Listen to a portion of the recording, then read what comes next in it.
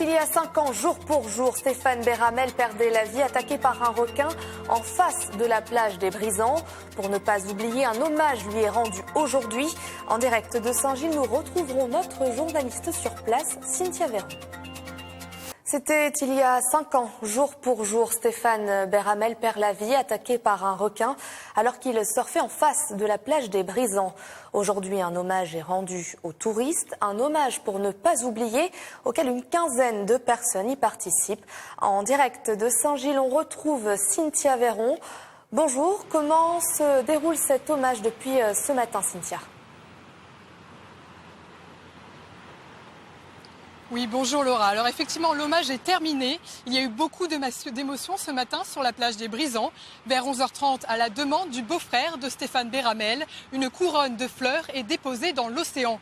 Tous ici se souviennent de ce bodyboarder de 36 ans, père de famille, qui a perdu la vie ici il y a 5 ans suite à une attaque de requin. Je suis avec Jean-François Nativel, le président d'Océan Prévention Réunion. Bonjour. Bonjour. Alors pourquoi cet hommage est important aujourd'hui ? Tout d'abord, je suis secrétaire de l'association, je tenais à le préciser. Alors cet hommage est important parce qu'en fait, j'ai pu entrer en contact avec le beau-frère de Stéphane et qui hier matin m'a transmis enfin la première photo de Stéphane. C'est-à-dire que ça faisait 5 ans que l'accident était arrivé et on n'avait jamais pu mettre un visage sur un nom.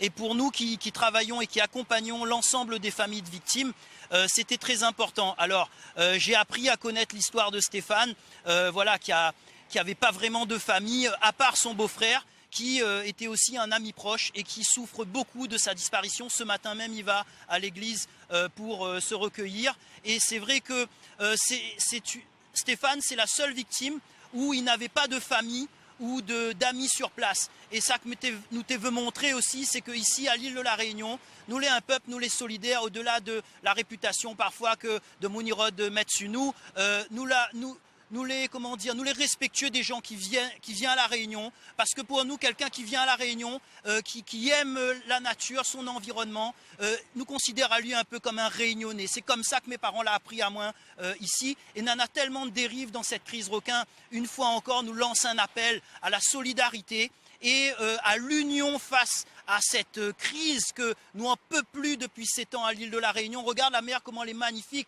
l'océan l'est fermé partout, on a juste de petits créneaux par-ci par-là, et nous aimerions vraiment que les autorités y arrêtent de bafouer les droits et les libertés du peuple réunionnais. Nous n'avons plus le droit de rien sur la plage, dans les montagnes, il reste à nous quoi, rien que supermarché avec internet, enfin voilà. Et donc vraiment, je sais que Benoît, il nous regarde aussi, et ce matin, donc, on a mis une couronne de fleurs à la mer et c'est vrai que elle est partie vers le large. C'est une symbolique parce que son beau-frère adore l'océan et Stéphane aussi avait appris à aimer l'océan et c'est pour ça qu'il avait loué une planche et avec les conséquences tragiques à cette époque où il n'y avait pas d'interdiction. Il s'est retrouvé simplement victime de cette mauvaise gestion de crise requin. Merci beaucoup, Monsieur Nativel. Merci. Alors, la maman d'Alexandre Nossac, qui a perdu la vie en février 2017 à l'embouchure de la rivière du Mât, a également assisté à cette cérémonie ce matin. Elle est triste et en colère et elle se souvient de chaque attaque depuis 2011. On dénombre une vingtaine d'attaques de squales. 9 d'entre elles ont été mortelles. Merci beaucoup, Cynthia Véron, et à Thierry Sueur qui vous accompagne derrière la caméra.